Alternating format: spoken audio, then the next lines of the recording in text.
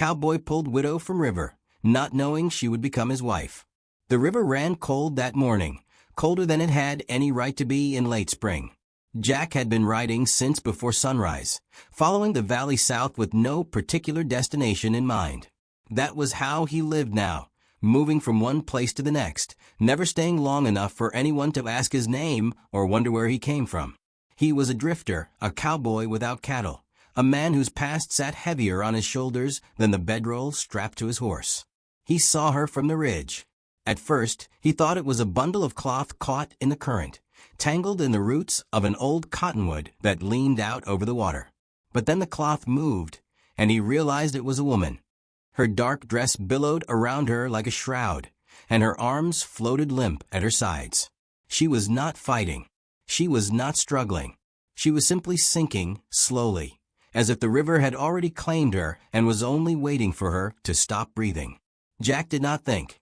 He spurred his horse down the slope, the animal's hooves kicking up dust and stones as they descended. He dismounted before the horse even stopped, his boots hitting the muddy bank hard.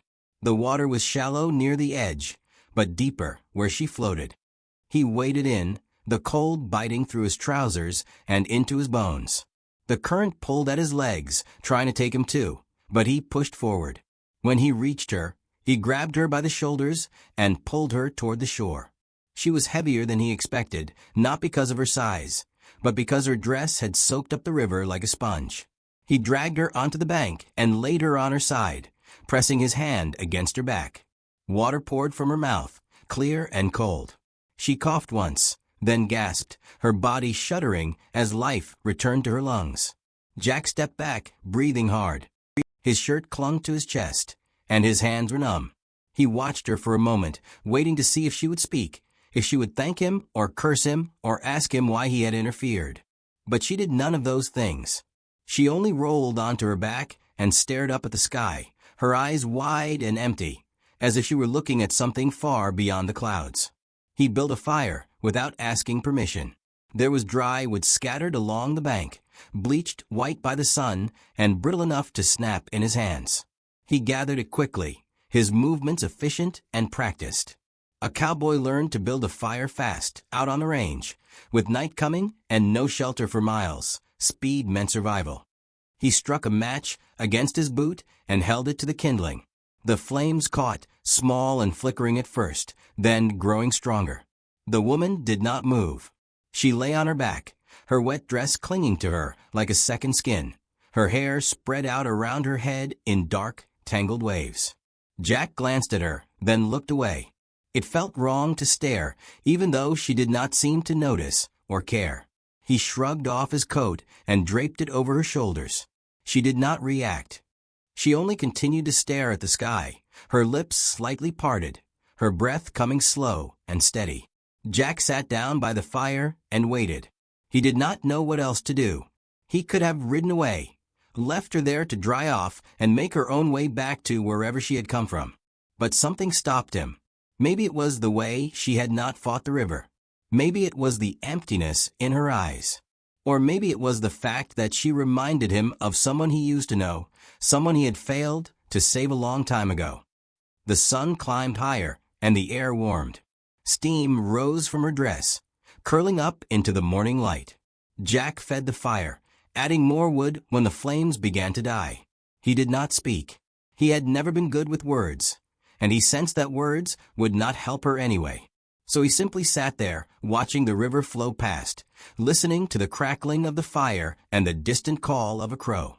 After a long time, she moved. It was a small movement, just her hand, lifting from the ground and curling into a fist. Jack saw something glint in the sunlight. A ring. She was holding a ring. It was old and tarnished, the gold turned dull and dark, but she clutched it like it was the only thing keeping her tethered to the earth. He did not ask about it. He had learned long ago that some things were not meant to be spoken aloud. Grief was one of them. Loss was another. A cowboy understood silence better than most people. He understood that sometimes a man or a woman needed to carry their pain alone for a while before they could share it with anyone else.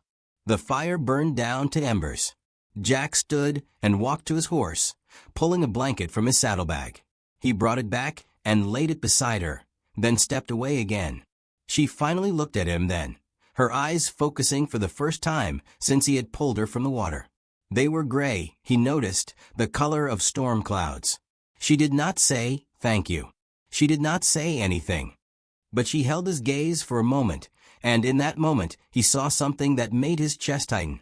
She was not just drowning in the river. She had been drowning long before she stepped into the water. Jack turned away and busied himself with packing up his things. He should leave. He had done what any decent man would do. He had saved her life. That was enough. He did not owe her anything more, and she did not owe him anything at all. He was a drifter, and drifters did not stay. They did not get involved. They did not let themselves care. But as he reached for the reins of his horse, he hesitated. He looked back at her, sitting by the fire now, wrapped in his coat and the blanket, her hair beginning to dry in the wind. She was staring at the mountains in the distance, her face pale and drawn, her fingers still wrapped around that rusted wedding band. Jack sighed. He tied his horse to a low branch and sat back down by the fire. He told himself it was just for a little while, just until she was strong enough to walk back to town, just until he was sure she would not go back into the river the moment he rode away. But deep down, he knew it was more than that. He did not understand it yet, and he could not name it. All he knew was that something in her stillness had reached into him and pulled at a part of himself he thought he had buried a long time ago. So he stayed. And he did not know why. Her name was Sarah. Jack learned it 3 days after he pulled her from a river, not from her lips, but from the woman who ran the general store in the nearby town. He had ridden in for supplies, coffee, flour, dried meat, and the storekeeper had leaned across the counter with that particular look people wore when they had gossip to share. "That's Sarah Brennan you've been camping with," the woman said, her voice dropping to a whisper even though they were alone. "Poor thing. Lost her husband in the mines 6 months back. Cave in. They never even found his whole body." Jack had nodded, paid for his goods, and left without saying much. He was not interested in the town stories. He had seen enough tragedy in his years as a cowboy and a drifter to know that every person carried their own weight, and it was not his place to judge how they chose to bear it. When he returned to camp, Sarah was sitting by the fire, wrapped in the blanket he had given her. She looked up as he approached, her gray eyes following his movements, but offering nothing in return. No smile, no greeting, no acknowledgement beyond the simple fact that she saw him. He unpacked the supplies in silence, measuring out coffee grounds into the battered tin pot he carried in his saddlebag. The coffee boiled slowly over the flames, and Jack poured her a cup without asking if she wanted it. He had learned that asking questions only made her retreat further into herself. So he simply handed her the cup, and she took it with both hands, as if the warmth was something she needed more than the drink itself. They sat like that for a long time, him on one side of the fire, her on the other, the smoke rising between them like a veil. The sun was setting behind the mountains, painting the sky in shades of orange and purple, and the air was cooling fast. A cowboy learned to read the weather by instinct, and Jack knew it would be a cold night. He added more wood to the fire and watched the flames grow taller. Sarah had not spoken since that first morning. She had coughed up river water and gasped for air, but no words had followed. Jack did not push her. He understood silence better than most people.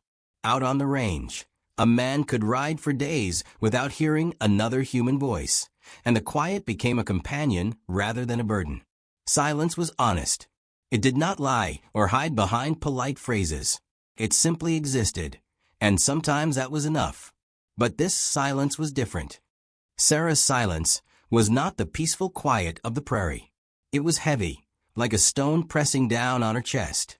It was the silence of someone who had screamed until there was nothing left, until the words dried up and blew away like dust. Jack recognized it because he had lived through it himself years ago, when he lost everything that mattered. Each evening, he offered her coffee. Each evening, she took it. And slowly, over the course of those quiet days, something shifted. She began to watch him more closely, not with fear or suspicion, but with a kind of cautious curiosity. She noticed the way he handled his horse, gentle and patient, speaking to the animal in low tones. She saw how he built the fire with care, arranging the wood so it would burn long into the night. She observed the way he moved, slow and deliberate, never rushed, as if he had learned that life was not something to be hurried through. On the fourth night, she stood and walked to the river.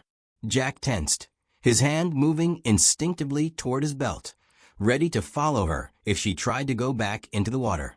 But she only knelt at the edge and washed her face, cupping the cold water in her hands and letting it drip from her fingers. When she returned, her hair was wet again, but her eyes seemed a little clearer, a little less distant. On the fifth night, she spoke. It was just one word, so quiet he almost missed it. "Thank you." Jack looked up from the fire. She was staring at her hands, her fingers tracing the rim of the tin cup. He nodded, then went back to stirring the coals. He did not ask her to say more. He knew that those 2 words had cost her something, and he would not make her pay any higher price. The town was only a few miles away, and sometimes Jack rode in for supplies or to check on work. The ranchers in the area were always looking for hands, and a cowboy could usually find a few days of labor if he needed it. But he never stayed long. He would finish the job, collect his pay, and ride back to the camp by the river where Sarah waited. The townsfolk talked, of course. They always did. Jack heard the whispers when he walked past the saloon or tied his horse outside the store. They said the widow had tried to drown herself. They said she had gone mad with grief. They said it was a shame what happened to her husband. But that was the risk a man took when he worked in the mines. The frontier was not kind to anyone, and death came easy in a place where the earth could swallow you whole without warning. Jack did not listen to their gossip. He had no interest in their version of Sarah's story.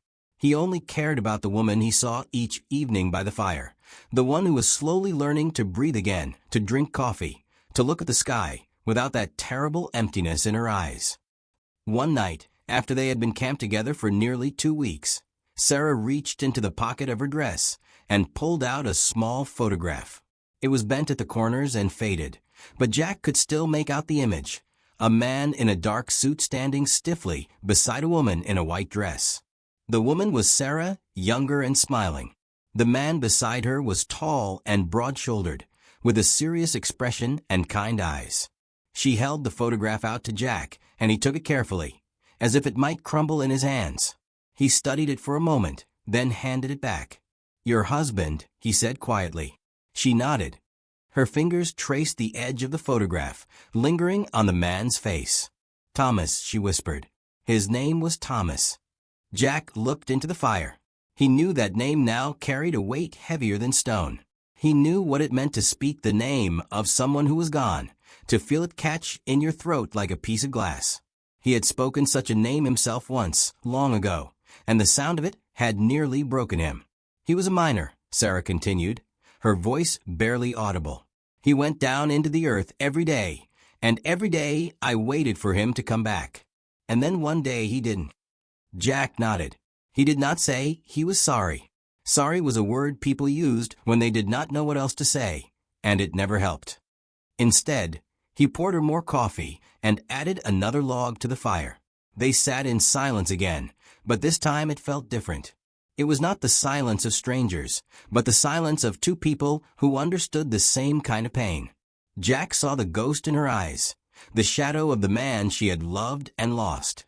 He knew that look. He had seen it in his own reflection for years after his wife and child had died. And he realized, sitting there in the firelight, that maybe he had not stayed just to keep her from drowning. Maybe he had stayed because he was still drowning too. Jack found work at the Harrison Ranch, 3 miles east of where the river bent through the valley. It was not the kind of work a drifter usually took. Steady employment meant staying in one place, and staying meant people started asking questions. But he needed a reason to linger, and the rancher needed hands to mend fences and move cattle before winter came. So Jack took the job, and every evening when the sun began to sink, he rode back toward the river. Sarah had moved into a small cabin on the edge of town. It belonged to her late husband's brother, who had left for California months ago and never returned. The cabin was simple, one room with a stove, a bed, and a table, but it was shelter, and it was hers. Jack helped her carry her few belongings from the camp by the river, and when he set down the last bundle, she had looked at him with something that might have been gratitude, though she still spoke very little. He did not go inside. He only stood on the porch and told her where he would be if she needed anything. Then he rode away, the dust rising behind his horse like smoke. The town noticed. Of course they did. In a place where nothing much happened except births and deaths and the occasional fight outside the saloon, a cowboy who stayed for a widow was news worth spreading.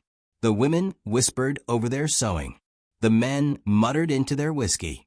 Some said it was sweet, that Jack was a good man for looking after her.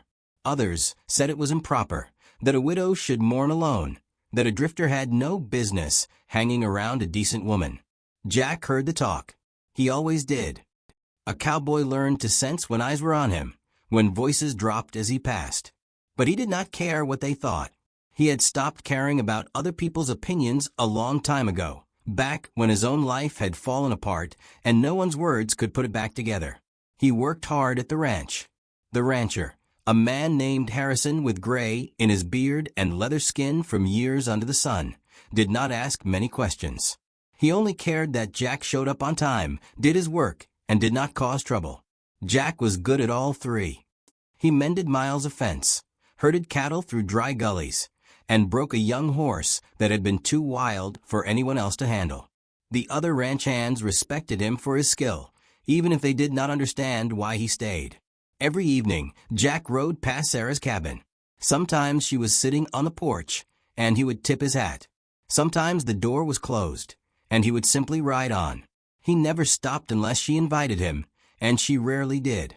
But knowing she was there, knowing she was safe, seemed to ease something in his chest that had been tight for years. One evening, as he rode past, she called out to him, "Jack." He pulled his horse to a stop and turned. She was standing in the doorway, her hands folded in front of her, her dark hair loose around her shoulders. The sunset painted everything in gold, and for a moment she looked like a painting, fragile and beautiful and impossibly sad. "Would you like some coffee?" she asked. He hesitated, then nodded. He tied his horse to the porch rail and followed her inside. The cabin was warm from a stove, and the smell of wood smoke filled the air. Sarah poured 2 cups of coffee and handed one to him. They sat at the small table, and for a while neither of them spoke. Jack could hear the wind moving through the valley outside, the distant lowing of cattle, the creak of the cabin settling. Finally, Sarah set down her cup and looked at him. "Why did you save me?" The question hung in the air like something alive. Jack stared into his coffee, watching the steam rise and disappear. He had known this question would come eventually. He just had not expected it to cut so deep. "I don't know," he said quietly. "That's not true." Her voice was soft, but there was something firm beneath it, a strength that had been buried but was beginning to surface again. "You stayed. You didn't have to, but you did." "Why?" Jack set his cup down and leaned back in his chair.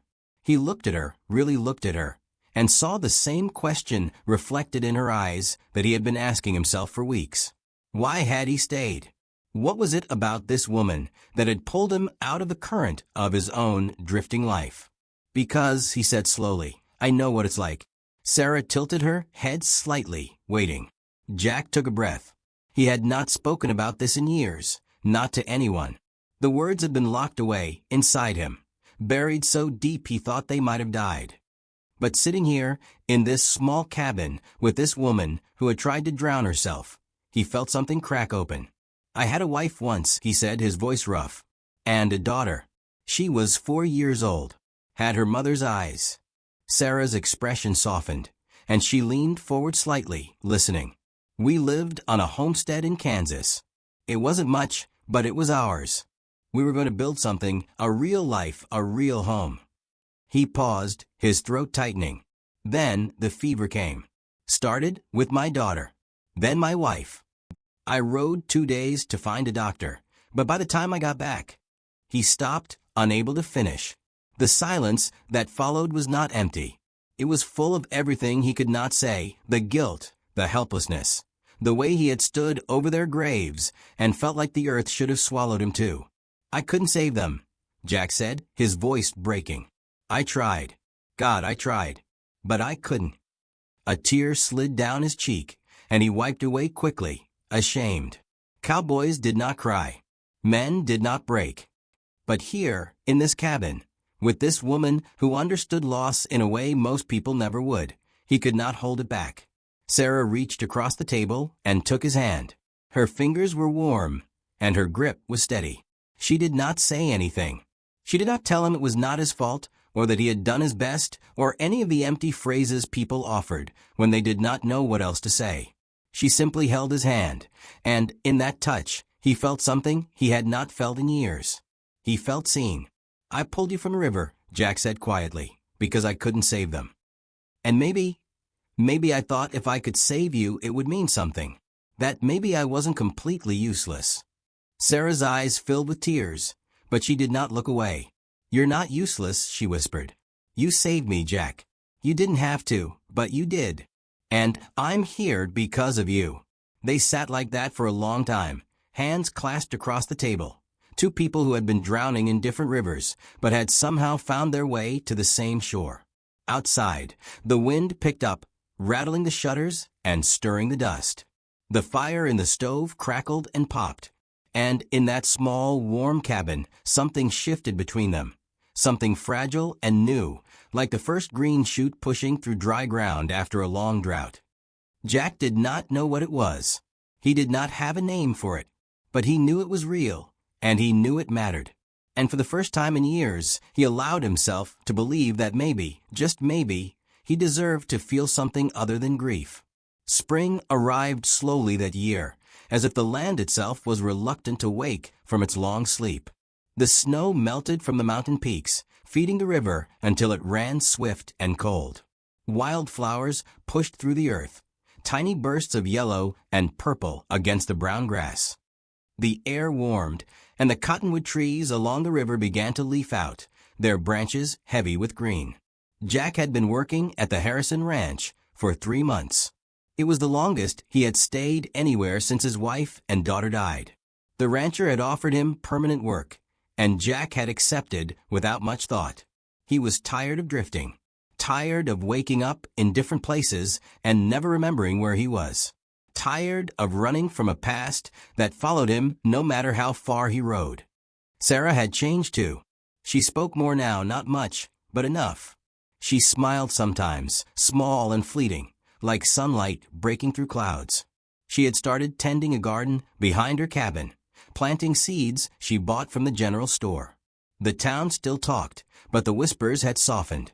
The widow was healing, they said, and the cowboy who had saved her was a good man. After all.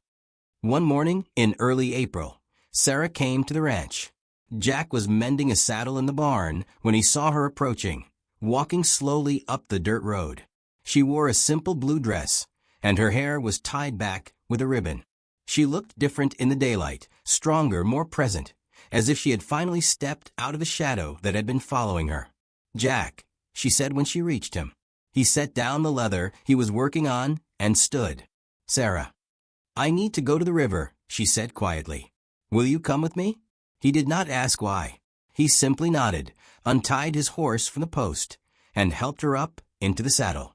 Then he swung up behind her, and they rode together toward the place where it had all begun. The river looked different now. The water was higher, rushing fast over the rocks, and the bank was soft with new grass. The cottonwood tree where Jack had first seen her was in full bloom, its branches swaying gently in the breeze. Birds called from the trees, and somewhere in the distance, a hawk circled lazily against the blue sky. Jack dismounted first, then helped Sarah down. She stood at the edge of the water, staring at it with an expression he could not quite read. There was no fear in her eyes, no emptiness. Just a deep, quiet resolve. She reached into the pocket of her dress and pulled out the rusted wedding band. Jack had seen it before. On the day he saved her, she had been clutching it so tightly it left marks on her palm. She had carried it with her every day since, a weight she could not set down. "I loved him," Sarah said softly, her voice barely audible over the sound of the water. "Thomas. I loved him more than I thought it was possible to love anyone." Jack said nothing. He stood a few feet behind her, his hands at his sides, giving her the space she needed. "When he died," she continued, "I thought I died too. I thought there was no reason to keep breathing, no reason to wake up in the morning. I thought the only thing left to do was follow him." She paused, her fingers tracing the edge of the ring. "But you stopped me." Jack's chest tightened. "Sarah, you stopped me," she said again, turning to look at him. Her eyes were wet, but she was not crying. "And I hated you for it. For weeks, I hated you. I wanted to go back into the water. I wanted to be with him." Jack felt something twist inside him, a sharp ache he could not name. "But then," Sarah said, her voice breaking, "I realized something. Thomas would not have wanted me to die. He would have wanted me to live. And maybe that's what love really is. Not holding on so tight you drown, but letting go so you can breathe again." She turned back to the river, holding the ring in her open palm. For a long moment, she just stood there, staring at it. Then she took a deep breath, drew her arm back, and threw the ring into the water. It spun through the air, catching the sunlight, and landed with a small splash. The current took it immediately, pulling it down and away, carrying it toward the sea. Sarah watched it disappear, her shoulders shaking, her breath coming in short, uneven gasps. "Goodbye, Thomas," she whispered. The words hung in the air, soft and final. And then she turned away from the river and looked at Jack. Her eyes were no longer hollow. They were alive, gray as storm clouds, but bright with something fragile and new, something that looked like hope. Jack did not move. He stood there, silent and steady as stone, the way he had stood beside her all these months. He did not know what to say. He was not good with words, and he knew that this moment did not need them. It only needed presence. It only needed him to be there, to witness her letting go. Sarah walked toward him, and when she reached him, she stopped. They stood facing each other, close enough that he could see the tears on her cheeks, the way her hands trembled slightly at her sides. "Thank you," she said. Jack shook his head. "You don't have to thank me." "Yes, I do." She reached out and took his hand, the same way she had done in the cabin months ago. "You saved my life, Jack, and then you taught me how to live it again." His throat tightened, and he looked down at their joined hands. Her fingers were small and warm, and they fit perfectly in his. He did not know what this was, this feeling that had been growing between them, slow and quiet like the turning of seasons. He did not know if it was love or something else, but he knew it was real, and he knew it mattered. "What now?" he asked quietly. Sarah smiled, a real smile this time, not fleeting or uncertain, but strong and sure. "I don't know," she said, "but I think I'd like to find out." Jack nodded. He did not ask her to stay, because she was already staying. He did not ask her what she wanted from him, because he did not know what he could give. He only knew that he was tired of running, tired of being alone, tired of carrying grief like a stone in his chest. They walked back toward his horse together, side by side, their hands still joined. The sun was climbing higher now, warming the valley, and the wind carried the scent of wildflowers and fresh earth. Behind them, the river flowed on, steady and indifferent, carrying the past away one ripple at a time. When they reached the horse, Sarah turned to him again. "Will you stay?" she asked. "Here in the valley?" Jack looked at her, at this woman who had tried to die and had chosen to live instead, at this widow who had become something more than her grief. And he realized that the question she was really asking was not whether he would stay in the valley. It was whether he would stay with her. "Yes," he said simply. And in that single word, a promise was made. Not spoken, not written, but understood. Two broken souls, scarred by loss and shaped by pain, had found each other in the quiet spaces between words. And together, in the silence that followed, they began to build something new. A life. A home. A future neither of them had thought possible. The road ahead was uncertain, and the past would always be with them. Ghosts that lingered in the corners of memory.